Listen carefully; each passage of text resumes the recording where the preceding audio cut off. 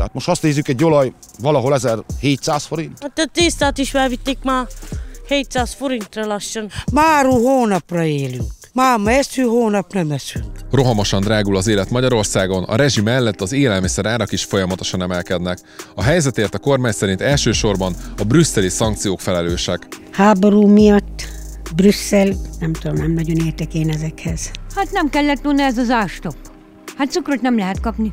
Kerecsenden itt cukrot nem lehet kapni már 3 hónapja. Eljöttünk Kerecsendre, hogy megkérdezzük az itt élők véleményét a gazdasági nehézségekről. A falu benne van Magyarország 300 legszegényebb települése között, az itt élők közel 80%-a pedig tavasszal a Fideszre szavazott. Azt még megírtam, hogy egyszer emelnek, jó van. De akkor emeljék a fizetést is oda. Annyi beruházások vannak itt Magyarországon, mert minden azért nem így kéne állni. 2 kézzel osztogatott választás előtt, most 2 kézzel szedi vissza azt, amit szétosztott. El van pusztulva az egész falu, teljes mértékben.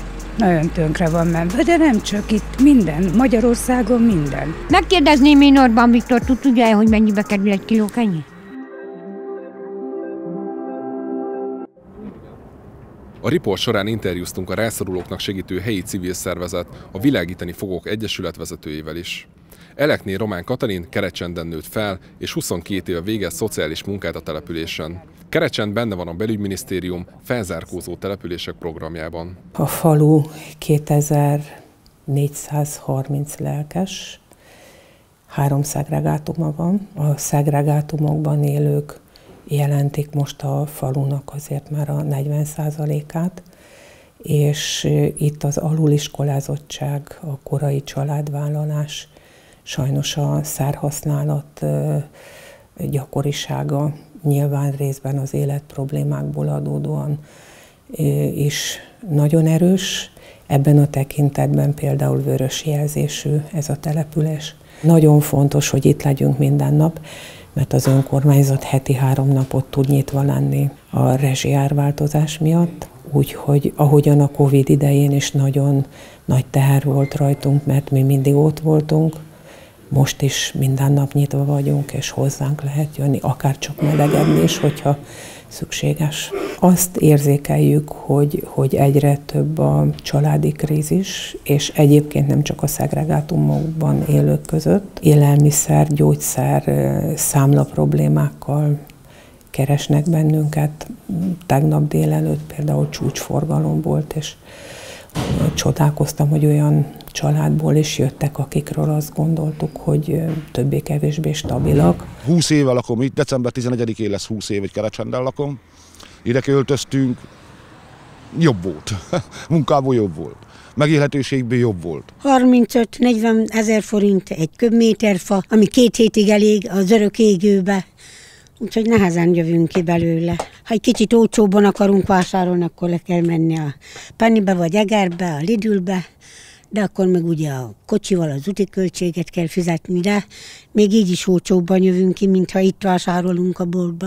Amikor egy csontot vesz az ember levesnek, annak 800 forint kilója. Megmondom őszintén, elmegyünk fájé, elhozunk 10 centis fát, 2-3 darabot, letartóztatnak 3 hónapra. Most ennyi az egész. Mások csalnak milliárdot, nem kapnak egy napot se. Segély sincs, semmi. Az önkormányzatnak volt mindig is valamekkora szociális segély alapja. Ahogyan az önkormányzatok helyzete is nehezedik, úgy ezek a lehetőségek szűkülnek, fogynak, és ez érzékelhető. Már korábban is volt olyan, hogy nem tudtak megoldani egy-egy problémát, és bennünket kerestek, hogy a mi krízis alapunkból van-e, vagy valami rendkívüli módon tudunk-e segíteni. Nekünk talán rugalmasabb az eszköztárunk, mint az önkormányzatnak. Úgy próbálnak segíteni itt Katika néniék, itt a családokon. Rajtunk is segítettek már, nem egyszer, hanem 2-szer, de hát az ember nem szorulhat mindig ő rájuk, tehát valahogy meg kell oldani. Nem lenne igazi szociális munka, hogyha egyszerűen azt mondanánk, hogy gyerekek, hozzátok a számlátokat, és mi kifizetjük. Minden támogatásnál az történik, hogy megnézzük, hogy miért jutott a család krízis helyzetbe. Munkaerőpiaci mentor dolgozik nálunk, és adósságtanácsadó, mert nagyon sokszor nagyon kicsi a törzstartozás, és nagyon sok már a rárakódó kamat, végrehajtási költség, stb. És sokszor, aki adósságcsapdában van, nem tud, vagy nem tudja, hogy ki lehet lépni ebből.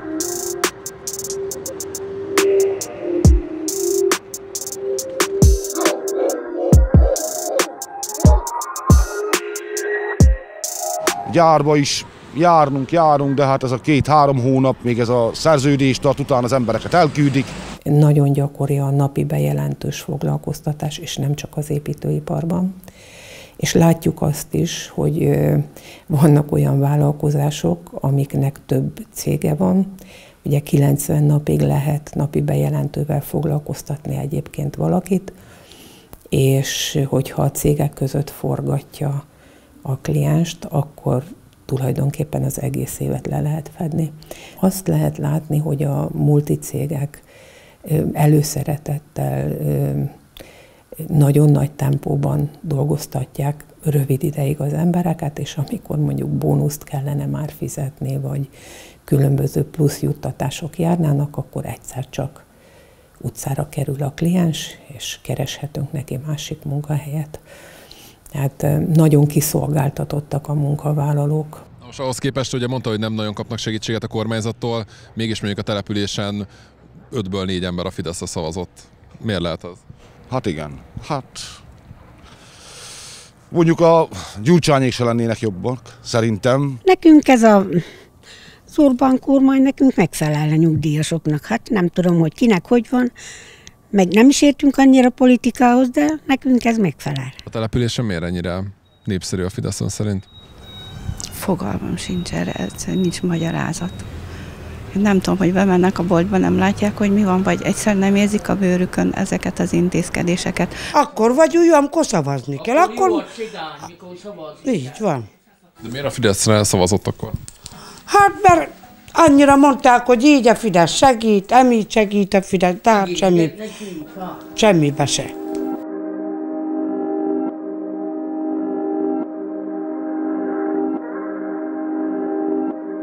Régen 10-12 kocsma is volt ebben a faluban. Most ez az egy van. Egész életemet ezzel töltöttem. 72 éves vagyok.